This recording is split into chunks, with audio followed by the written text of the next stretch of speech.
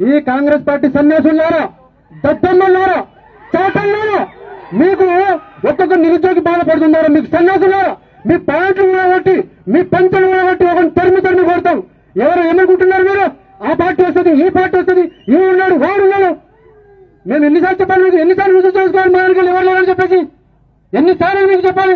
మీరు చెప్పినారు, మేము విన్నాం. వర్గీకరణ అన్నారు, ఆగినాం. జాతీకరణ అన్నారు, ఆగినాం. మే 1 అన్నారు, ఆగినాం. మే 30 అన్నారు, ఆగినాం.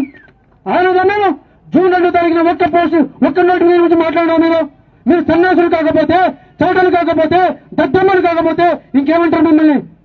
ఒక కడుపు కోత, ఒక కడుపు బాధ, ఒక నిరుద్యోగి పడే ఆవేదన మీకు తెలుసు. మేము ప్రశ్నిస్తే, మేము అడిగితే మా వెనకాల ఎవరు లేకున్నా వాడున్నాడు, వీడున్నాడు, మీకు చేత కాదు కాబట్టి ఇట్లా మాట్లాడుతున్నారు. రేపటి నుంచి కాంగ్రెస్ ప్రభుత్వానికి ఒకటే గుర్తుపెట్టుకోరు, ఎలక్షన్ ముందున కనుక నోటిఫికేషన్ విడుదల చేయకపోతే అదే ఎలక్షన్ మీకు చివరి ఎలక్షన్ అవుతుంది. అవుతారు. రెండో విషయం, రేపటి నుంచి గుర్తుపెట్టుకోరు, మేము ఓపికతో శాంతియుతంగా ఇన్ని రోజులు చేసినాం, మేము నమ్మి మిమ్మల్ని గెలిపించుకున్నాం. ఇలా మళ్ళీ మీ నిరుద్యోగులు అందరం కలుసుకుంటే మిమ్మల్ని పాతాలకు తొక్కుతాం. ఖబర్దారు, గుర్తుపెట్టుకో. మాకు కావాల్సింది ఒక్కటే, ఇక్కడ ఏం కాదు, జాబ్ అని మేము బదిలాడుతున్నాం, మొత్తుకుంటున్నాం.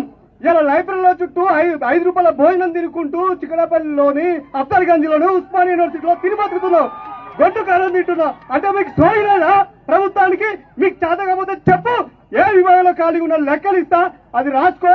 నీకు చేతగాని మప్పు నిద్ర. ఒక విద్యాశాఖకి మంత్రి లేడు, విద్యాశాఖ మంత్రి లేడు. ఉంటే తెలుస్తుంది నీకు సోయిందో. ఆ సోయి లేదు, ఆ సోయి తెచ్చుకోండి. మేము ఒకటే చేస్తున్నాం. ఎవడైనా ఆంధ్రలో వాడిని తీసుకుపోయి ఫిల్మ్ అవార్డులు 5 లక్షలు ఇస్తున్నారు. మన నిరుద్యోగులకి ఇవ్వండి. చదువుకున్న విద్యార్థులకి లైబ్రరీలు సరిపోతుంది, లైబ్రరీలు పెట్టండి. ఇలా డబ్బులు పెట్టుకొని దిక్కులేక మేము అరగోతలు పడి చదువుకుంటుంటే మీరు పెత్తనాలు చేస్తే ఊరుకున్నాం. ఖబర్దార్, మేము సీఎం ని కోరుతున్నాం, మాకు ఎమ్మెల్యే జాబ్ నోటిఫికేషన్ కావాలి. మేము ఇక్కడ చదువుకుంటున్నాం. అప్పటి పాతకాలం రోజులు రానియకండి ముఖ్యమంత్రిని చెప్తున్నారు. అవసరం అయితే సీఎం రేవంత్ రెడ్డి ఇల్లు కూడా ముట్టడి చేస్తాం. ఖబర్దార్, మేము మిమ్మల్ని నమ్మినాం. మీ వల్ల చేత కాకపోతే ఇక మేమే దిగుతాం. రాజకీయాల్లో కూడా దిగాలనుకుంటే సమస్య కాదు. మాకన్నా ఎక్కువ తెలివేం లేదు. కనీసం మీకు విద్యా విభాగంలో ఏమి ఉంటుందో తెలియదు, కనీసం ఏమేమి విభాగాలు ఉంటాయో తెలియదు. మీకు తెలియనప్పుడు సివిల్ సప్లైలు ఏముంటుందో, ఇరిగేషన్లు ఏముంటుందో, కనీసం ఎన్ని ప్రాజెక్టులు ఉంటాయో ఒక్క ఎమ్మెల్యేకి తెలియదు. ఇవాళ తెలంగాణ రాష్ట్రంలో 80 లక్షల నిరుద్యోగులు ఉన్నారు.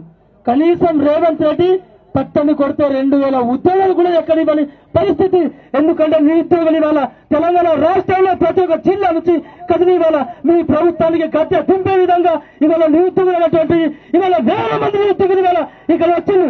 మా లక్ష్యం ఒకటే, జై తెలంగాణ, నిరుద్యోగం ఒకటే. నువ్వు నోటిఫికేషన్ ఎప్పుడు ఇస్తావో చెప్పు, మేము ఇచ్చేయడం కోసం మనం తెలుగుతాం. ఇంకోటి, ఈ తెలంగాణ రాష్ట్రంలో 2 జోకర్లు ఉన్నారు. ఒక జోకర్ వచ్చేసి బట్టి విక్రమార్క అయితే, ఇంకొక జోకర్ వచ్చేసి పొంగులెట్టి శ్రీనివాస్. ఎందుకంటే పొద్దున లేస్తే ఇదే జీపీ అని చెప్తారు తప్ప ఉద్యోగాలు ఎక్కడ లేవు, రావు. అందుకోసమే తెలంగాణలో ఇవాళ నిరుద్యోగుల మహాగజమైనటువంటి తెలంగాణ రాష్ట్రం తప్పించింది కాబట్టి మనం అంతా కదలం. రేవంత్ రెడ్డి ఇక్కడ నిరుద్యోగులకు తుండు నీ చేయి. అందుకోసం ఇక్కడ రేవంత్ రెడ్డి గుర్తుపెట్టుకోవాలి, నిరుద్యోగులకు అన్యాయం జరిగితే ఇక్కడ ఎవరు కూడా చూస్తూ ఊరుకోరు.